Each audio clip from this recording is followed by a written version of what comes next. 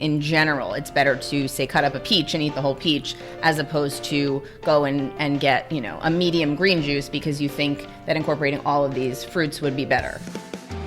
Welcome to Salad with a Side of Fries. I'm your host, Jen Trepic, talking wellness and weight loss for real life. We're here to clear up the myths, misinformation, bad science, and marketing to teach you how to eat and how to cheat. Are you ready? I'm having salad with a side of fries. Welcome, everybody, to today's episode of Salad with a Side of Fries. I'm here with my friend Lauren. Lauren and I know each other from working out, as many of us do. We, build our lives and our friendships around hobbies and where we spend our time. Hi, everyone. Happy to be here. Yeah. So today's episode, we are talking about the truth about alcohol. And let's just face it, whether you drink a lot or you drink once in a while, alcohol is kind of a part of our life. I know we live in New York City, so I don't know. It's very much... Right. I think socially it's sort of meeting someone for a drink quick, meeting, a friend, whether it's brunch, whether it's dinner, it might be one drink, it might be more with dinner. I think it's sort of, it's integrated in some way. As I was thinking about this topic for today too, I was sort of like, we have a drink to celebrate things. We have a drink when we had kind of a shitty day. We have a drink, because the weather's nice out. And then we have a drink because it's cold out. It's like every excuse. Right. A different drink for a different category of event. Exactly. And I also say to people too, dating. I mean, I suppose you could date sober, but I don't know. I don't want to commit to a meal with somebody until I met them. So usually, especially a first date is like one drink, maybe two. Right. But, and for a lot of us, especially when it comes to our health and our weight and drinking, we've been told it's a lot about like the sugar in the drinks or, what have you heard? Right. I think there's that sort of understanding, or maybe even I want to say misconception, that it's really something that people maybe shouldn't do if they're trying to maintain a certain weight or lose weight, or there's really sort of a connection, I think, between people's thoughts on alcohol and I want to say health and wellness or weight management maybe. And I'm not sure that everybody really I'm not sure where the education comes from, I guess is my question. I think it's just sort of this understanding that people sort of pull out of thin air or that we all think about, but where is it grounded? Where is it coming from? Totally. And frankly, that's the basis of this entire podcast. Okay. It's like, let's get to the bottom of this information that we think we know or we've been told. And I don't know. I mean, I think the idea of it being about the sugar in the drink goes back to, when was it? Like the 80s, 90s, where everything was about the sugar-free? Right. Like I think it probably comes or started maybe in that era. Right. Like aspartame, right? Right. That sort of introduction of, Right. And so, yes, there is sugar in the alcohol. There's sugar in the things that we're mixing with our drink. Right.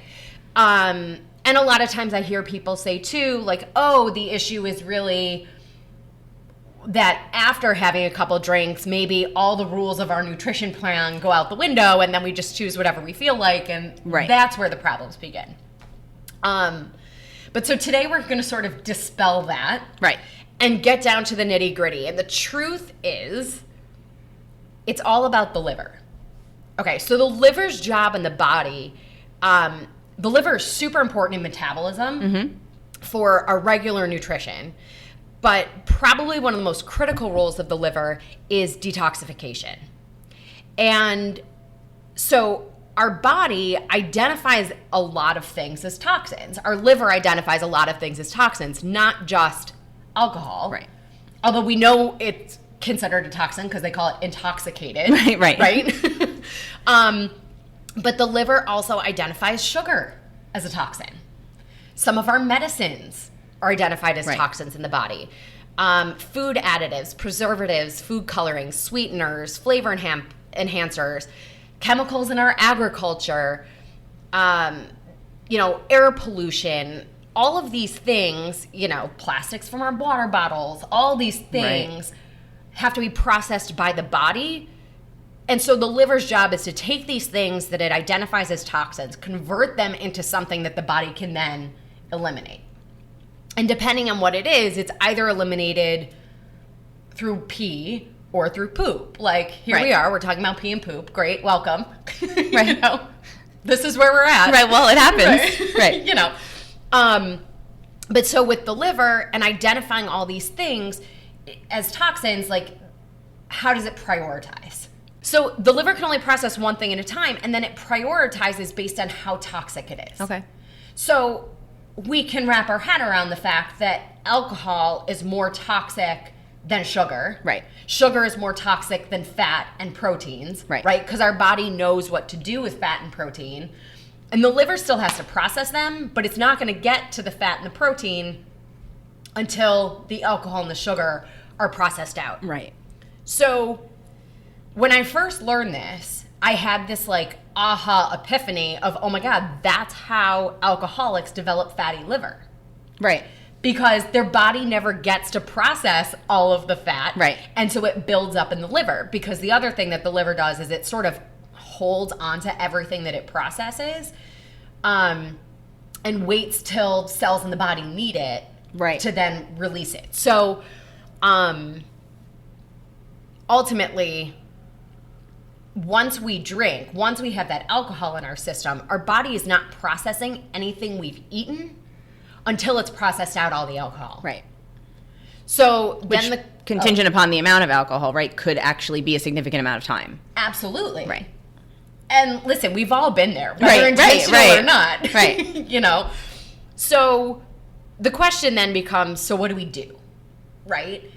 So if we know we're going to be drinking, which for a lot of us in New York City is relatively daily, right, for a lot of people, we want to choose foods that aren't toxic, right? Like, if our objective is to leave our liver and right, make things easy for our liver, then we want to choose foods that aren't toxic. So avoiding sugar, avoiding excessive unhealthy fats and things like that, right? Sort of the things we know. And then I guess this is a question for you. Does the type of sugar matter, right? So say you, especially this time of year, right, when there's fresh fruit, when the farmers markets are open, does that make a difference? So if you are eating tons of fruit on a daily basis, particularly now, does that really make a difference with respect to the alcohol and how the liver is responding? Yeah, that's a really good question. So we're going to do an episode totally about fruit.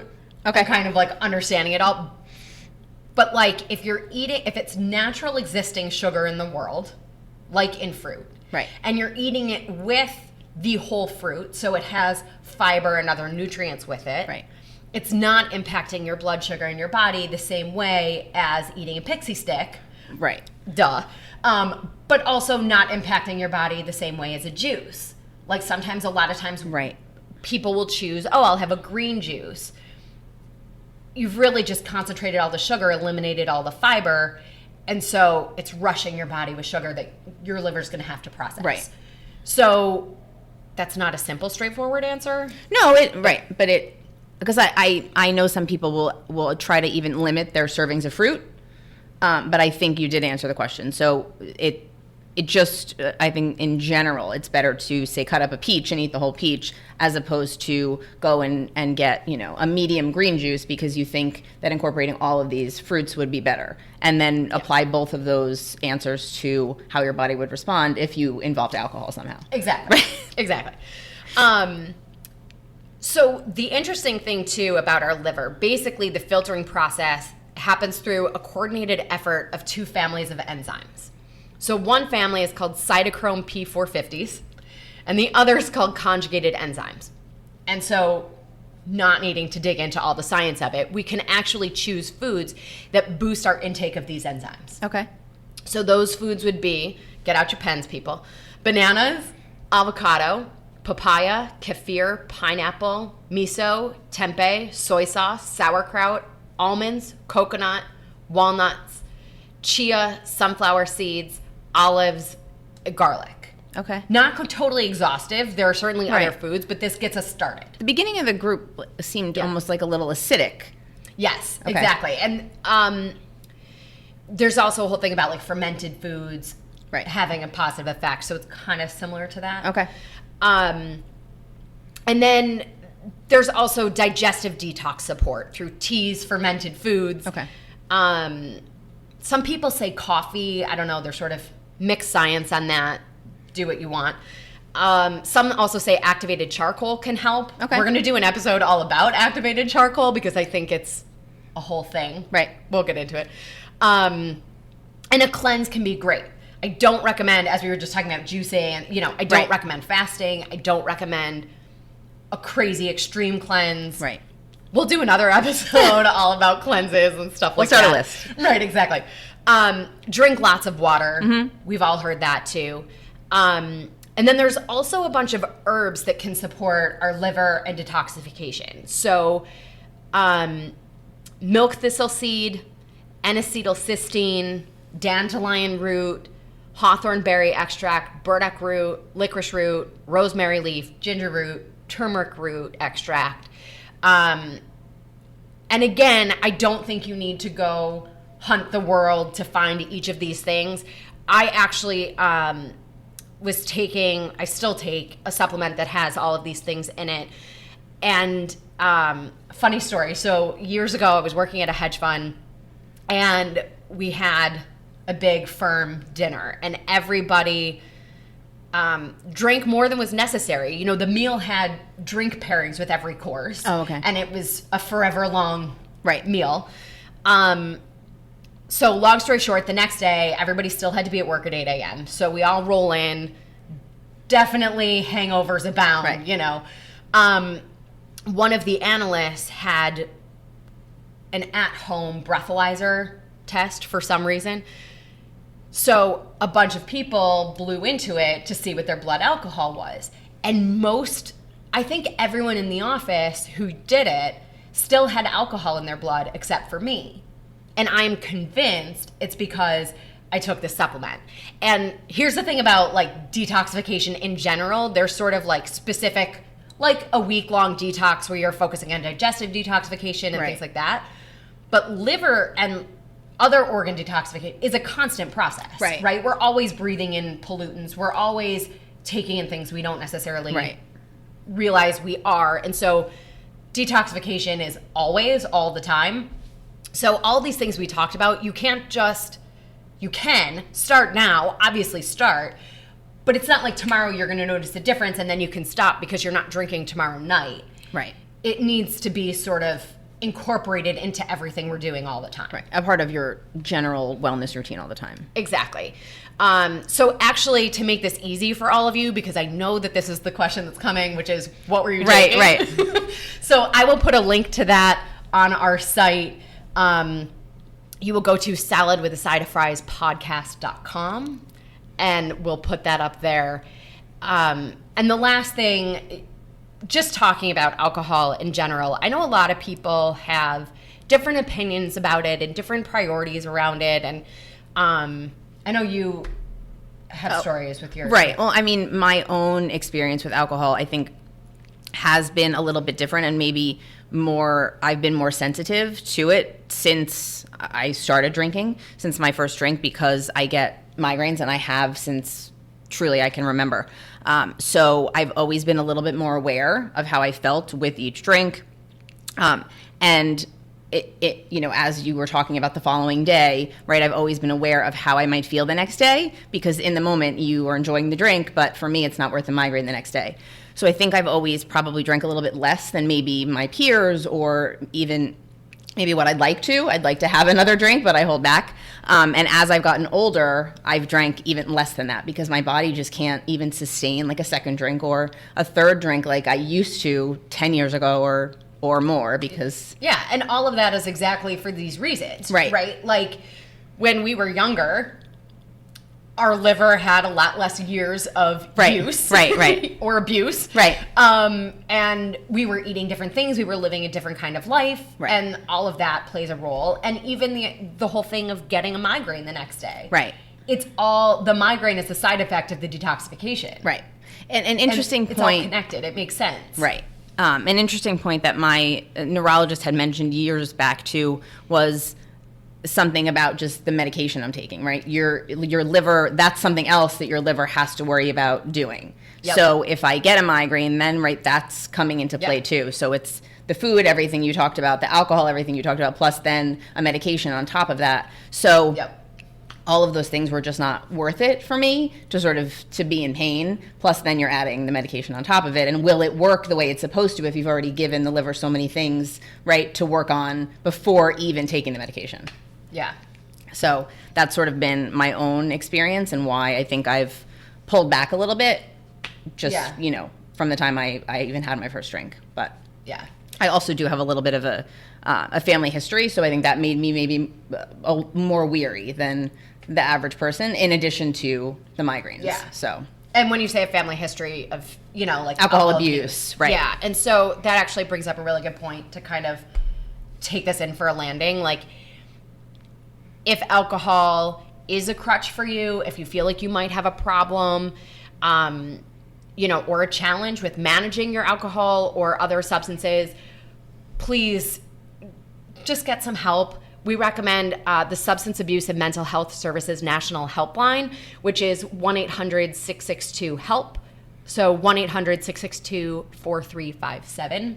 The calls would be anonymous, and if you needed something more specific, they would direct you to the appropriate, number beyond that, or, person who could direct you to where you need to go. Awesome. Yeah. So thanks for joining us, guys. Thanks for having me, Jen. Yeah, thanks, Lauren. And you can find us on social media. I am Jen Trepeck, JENNTREPECK on Instagram. Salad with a Side of Fries podcast.com. And we will see you next week. That's the truth about alcohol, folks. Awesome. Thank you. Bye. Well, friends, that's it for today's episode of Salad with a Side of Fries. Congratulations for making yourself and your health a priority. Thanks so much for joining us. Be sure to click subscribe or follow on your favorite podcast platform. Share us with a friend, and we'll be back next week. Always remember, you deserve it, and you are worth it. Happy healthy.